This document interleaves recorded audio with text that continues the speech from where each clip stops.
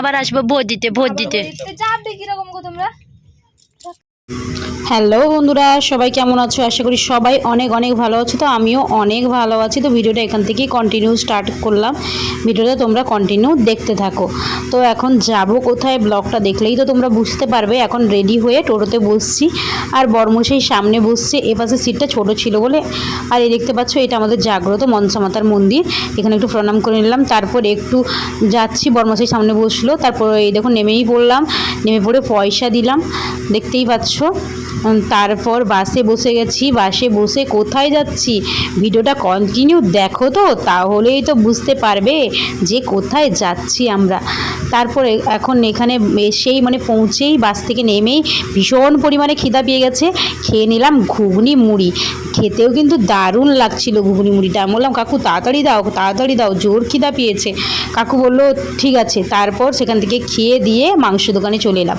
মাংসটা নিয়েই নিলাম। দেখতে পাচ্ছ, মাংসটা নিয়ে বর্মশাইয়ের সঙ্গে একটু ছবি তুললাম। বর্মশাই তো রেগে যাচ্ছে, ছবি তুলবে না। তারপর ভাই এলো, ভাইয়ের বাইকে উঠে দুজন মিলে চললাম। তারপর দেখিয়ে দিলাম।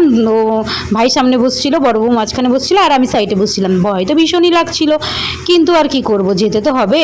তারপর মাঝ রাস্তায় পুলিশ ধরায়, আমরা আর কি করব, লোকের বাড়ির সামনে দিয়েই রওনা হতে হলো।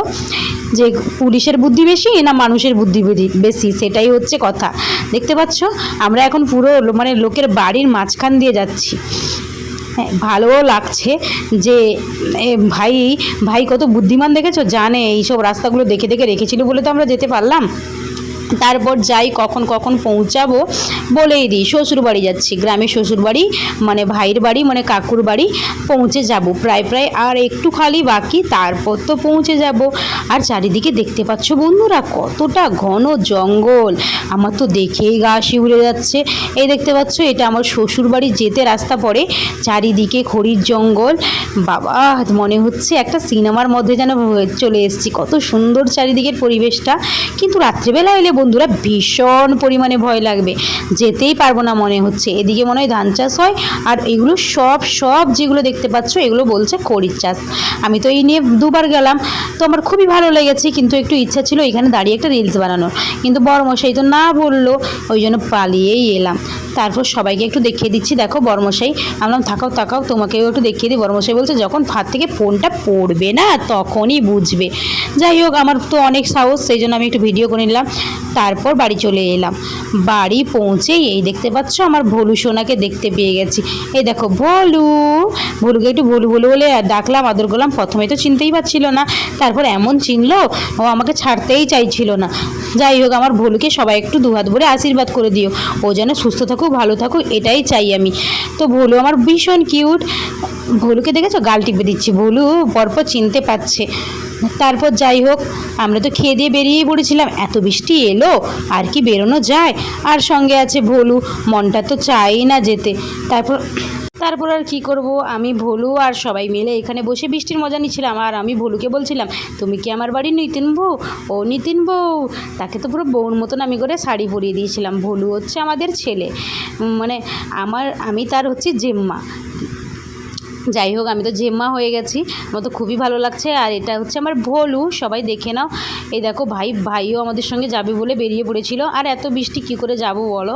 আর ভলু খালি দেখছে তার জেম্মাকে, বলছে জেম্মা আবার পালিয়ে যাবে, ওই জন্য তার একটু মনটা খারাপ হচ্ছে। আর আমার ভলুকে দেখো, এক দৃষ্টিতে আমার দিকে তাকিয়ে আছে।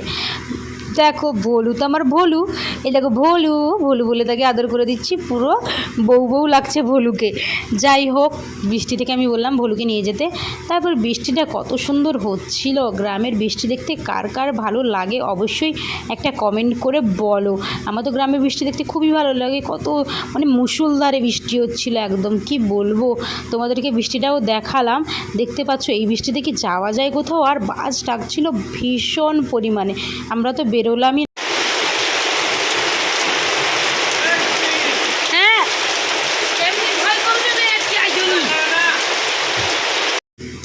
তারপর বৃষ্টি হতেই কারেন্ট পালিয়ে গেল, ও তো স্বাভাবিক ব্যাপার গ্রামে। আর এই গ্রামের এই ভিউটা দেখতে এত সুন্দর লাগছিল। আর চারিদিকে দেখো মাটির বাড়ি ডিজাইন করা, কত সুন্দর, মানে আমার তো খুবই ভালো লাগছিল থাকতে। আর একটা এরকম জায়গায় থাকতে না আমার মানে ড্রিম ছিল, ড্রিম। তার আমার পূরণ হয়ে গেছে, আমি তো থেকেছি একটা রাত, খুবই ভালো লেগেছে। আর দেখো আমার ফোনে তো ঠিকঠাক দেখা যাচ্ছে না, আর সামনে লেখা ছিল ওয়েলকাম। তো কত সুন্দরই না, দেখতে পাচ্ছ ভিতরেই একটা পালঙ্ক, কত সুন্দর খাট বাট, মানে একদম সুন্দর একটা পরিবেশ, দারুণ লাগছিল। তোমাদের এখানে আগেকার মতন ইয়েটা আছে এখনো, বলো, ফিলিং, মানে একটা ফিল যে আগেকার মতো সেই। তারপর সকালবেলা ভোলু তার জেঠু জেম্মার কোলে আদর খেয়ে বেরিয়ে পড়লাম আমরা, ভোলুকে ছেড়ে টাটা বাই বাই করে। তারপর দেখো সবাই মিলে এখন আমার বাড়িতে চলে এসেছি। আর সারাদিন কোনো ভিডিও বানানো হয়নি, রাত্রেবেলা অনুষ্ঠান দেখতে যাব। ভাই দাঁড়িয়ে আছে, রূপাই দাঁড়িয়ে আছে, বর্মশাই দাঁড়িয়ে আছে, সবাই মিলে একটু হালকা করে সেজে গুজে যাচ্ছি অনুষ্ঠান দেখতে। তোমাদেরকে একটু লাইটগুলো দেখালাম, চন্দননগরের লাইট। দাদারা অনেক খরচা করে পুজো করেছিল, কিন্তু ওদের কি বলবো, মনটা পুরো ভেঙে দিয়েছে। কে বলো তো? বৃষ্টি। বৃষ্টি ওদের মনটা পুরোটাই ভেঙে দিয়েছে। বৃষ্টি তুমি না খুব খারাপ, যখন চায় বৃষ্টি তখন হয় না, আর যখন দরকার নেই বৃষ্টি তখন তো বৃষ্টি হবেই, কোনো করার নেই। দেখো চন্দননগরের আলোগুলো কত সুন্দর লাগছিল, কিন্তু আমার ফোন তো ফোকাস করছিল না। দেখো আমি আমার বর্মশাইকে বললাম দাঁড়াও দাঁড়াও দাঁড়াও, তুমি আমার সঙ্গে একটু ছবি তোলো। বর্মশাই তখনই স্টাইল করে চুলটা ঠিক করে নিল। দেখো সবাই আমাদের ঘরে এতজন, মনে হচ্ছে একটা মেলাই ধরে যাবে। যাই হোক, এই দেখো চন্দননগরের আলোটা কত সুন্দর লাগছে গেটের সামনে। দেখো দাদারা যাই হোক, বৃষ্টি হোক যাই হোক, অনুষ্ঠান করা ছাড়বে না, যাই হয়ে যাক না কেন। দেখো একদিন বৃষ্টি হয়, তারপর দিন আবার অনুষ্ঠান হয়, যেদিন বৃষ্টি হয় সেদিন অনুষ্ঠান বন্ধ থাকে। যাই হোক, এখন অনুষ্ঠান শুরু হয়ে গেছে। এটা ছিল কি বলে একটা জানি না, কিন্তু ততটাও খারাপ হচ্ছিল না একটু। আমরা তো দেখিনি, একটা দুটো দেখেই পালিয়ে এসেছি।